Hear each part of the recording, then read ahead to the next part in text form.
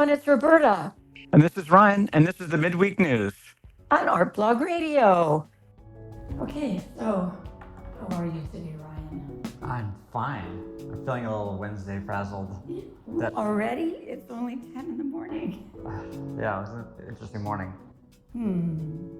That's not good. My son's cats have decided to wake me up at 6:30 every morning to ensure that they get fed. And I feel like as the days have gotten longer, as soon as the sun comes up, their alarm clock has moved earlier and earlier. Oh, for Which sure. means my alarm clock has moved earlier and earlier. So, the joys of pets. Yes, pets. I must ask, is he allowed to bring pets with him to college? I think because he was thinking about this single person space, I think there was potential that he could bring a cat, which would be interesting, but he has two and they've been together since birth. And I'm like, that's pretty mean. You have to take both or none. We'll see what happens. Decision time, but are you going to have to step up and be the cat's It's an opportunity so much as a problem. Oh, It's all how about so? it's all about perspective. Oh, it's a teaching moment? Are you telling me that? No, I'm saying you can look on the bright side, or you can still as a negative, which makes you feel down. And it's the same. You're still handed the same, whatever it is. Yeah, It's a perspective. So I can't even remember what I did over the weekend. What did you do over the weekend? I had some house repair I had to do. I had a roof leak from the last big storm. And I finally Oh, got to it. Yeah, you did it yourself? I do pretty much all of my things myself. Wow, that is great. Yeah, so there's a little bit of that, and then I found on one of like the free cycle things, I found this Roche Boubois cushioned back that was part of this funky couch that they had, but it would like slid onto the special seating unit that they had made, and however they designed it, it just like cracked and crumbled, and so they just had this interesting back. So then I just found some foam and built my own little couchy love seat thing. Found some foam. So from a previous project, well, I think it was my last couch I was getting rid of, but I thought, why would I get rid of the cushions? So I took the foam out of the cushions because the frame had disintegrated enough, and then the backing upholstery had disintegrated sufficiently that I was over it. So then I just disassembled it and kept the foam for a future project, which is this project. As it turns out. As it turns out. And then I went to Jomar to pick up some fabric. Yeah, Joanne Fabrics doesn't exist anymore. I'm glad Jomar does.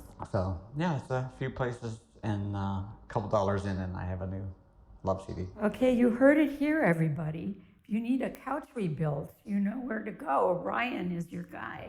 Something like that. Upholstery is a dying art. I still have some of those old tools too, but You know how to upholster? I practiced a little bit, but it's a lot of work. It's so much time.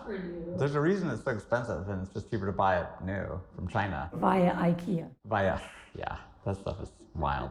So my regret over the weekend is that I didn't make it to dump days at the township.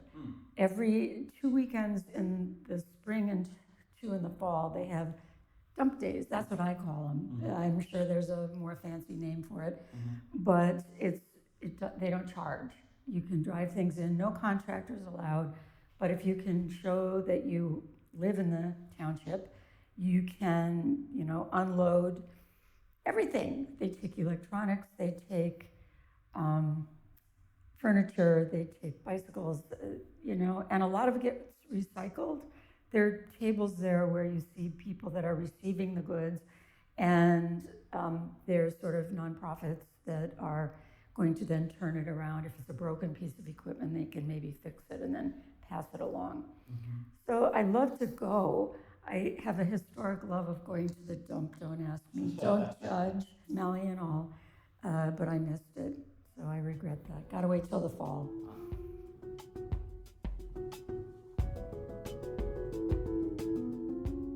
Shall we get into the news? Sure. Now that we've done the rebrief. Okay, I have three things. Three. Okay, first off, congratulations to Janice Merendino, who has a wonderful interview with Canvas Rebel, which is an online platform that I have heard of before, but I have not been involved in and don't know anything about it. But it's a very nice piece highlighting her. And Janice is a friend. She has a really great story. She's one of the co-founders of the Clay Studio.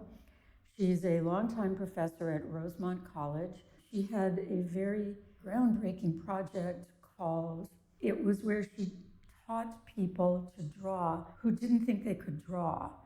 She had these workshops, and she would tell them to use the side of their charcoal, and she would explain about depth and three-dimensionality and not linearity. And by the end of the workshop, people were drawing amazing things, and it was focused on the people, so you were to draw your own portrait. She would do the before and after, ask them to draw a portrait initially.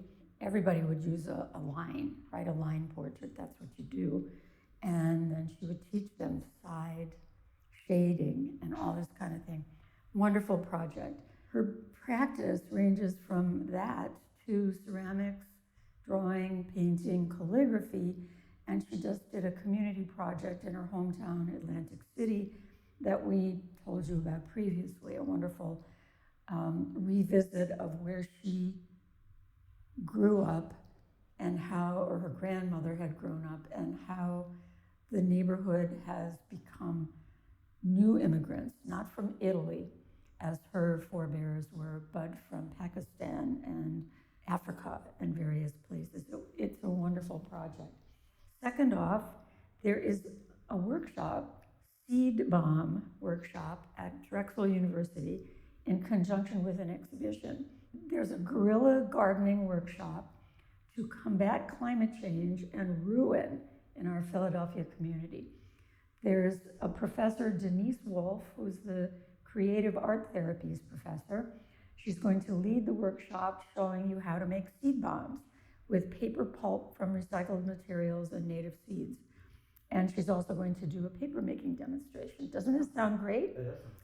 Attendees will leave, it says, with 2 to 4 bombs that they're encouraged to throw in gardens or backyards or in spaces that look like they need some seeds. That is Friday, May 9th, 2 to 4 p.m.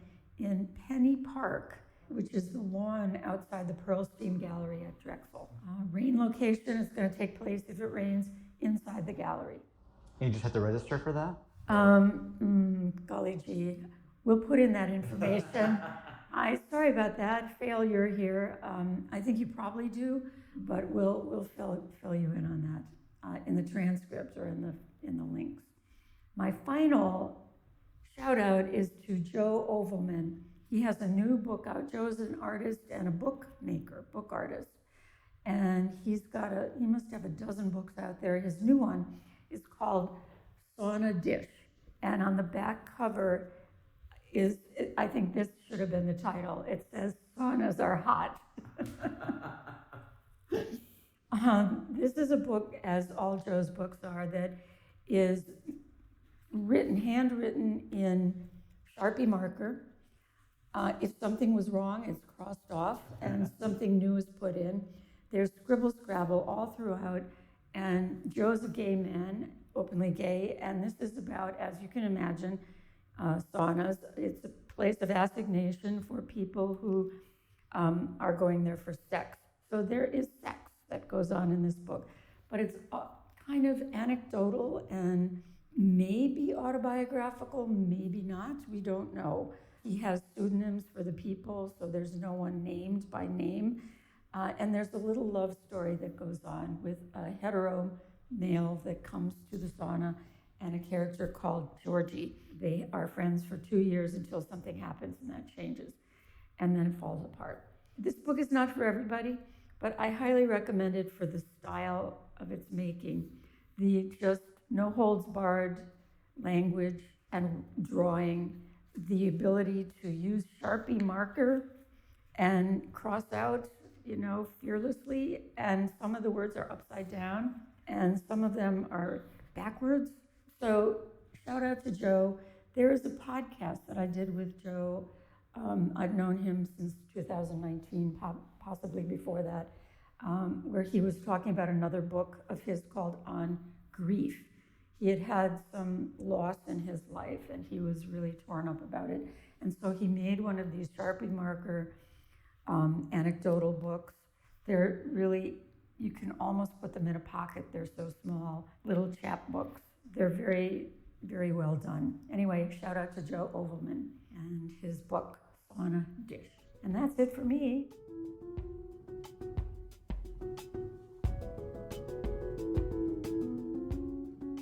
We're at the end of April, heading into the 1st of May, which makes this Friday First Friday. So there's quite a few openings that are happening throughout the city. We've talked about a few last week to give you a couple weeks advance. The calendar's up on Connect, and you can always find what's available there. And a couple things that are happening this weekend after First Friday. On Saturday is South Street Live is having their big street closure May 3rd from 12 to 6 p.m. And it's going to be, South Street is going to be closed from 8th Street to Front Street. And this is in collaboration between South Street Head House District and Da Vinci Art Alliance. That is going to be a lot of open shops. The street's going to be blocked. It's going to be full of people and fun. And hopefully the weather cooperates as well. After the event is the 4th. Da Vinci Art Alliance has an opening, so check out that as well. They're at 704 Catherine, so just a little bit off of there. As well as Friends of Art Blog, Partners and Sons will be hosting all the comics events that are happening there. It's the free comic book day, and they are having an event at 7 p.m. on Saturday, so right after the block party. And Partners and Sons is located at 618 South 6th Street, and so that'll be a lot of fun. So if you're still in the neighborhood and need something to do after the 6 p.m. closure or reopening of the roads, there'll be plenty to do. Partners and Sons, 7 p.m. Also that Saturday, Fishtown Music and Arts Festival is happening. I think it's the 3rd or 4th of those. And that's happening also from noon to 11:30 p.m. just north of Cecil B. Moore on Front. So it's going to be closed. I'm not sure how many blocks, but 4 blocks-ish. It's kind of funky blocks right there. And they're going to be hosting around LMNO. It's a Mexican restaurant there at Palmer and Front.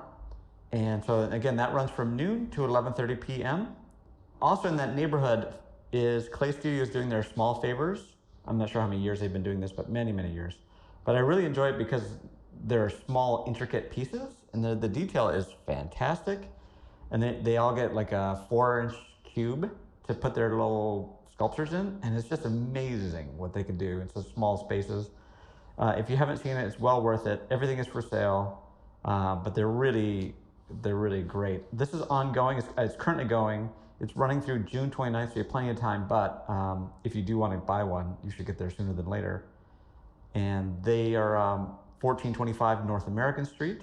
That's at the Clay Studio.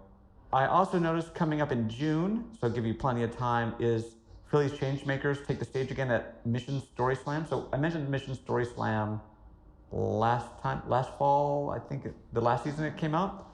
So this is at National Mechanics. So this is a story slam, and it was really, I got a lot of feedback from it last time. It was people who went really enjoyed it. I did not go, but maybe I will go this time. This is June 10th from 6 to 10 p.m.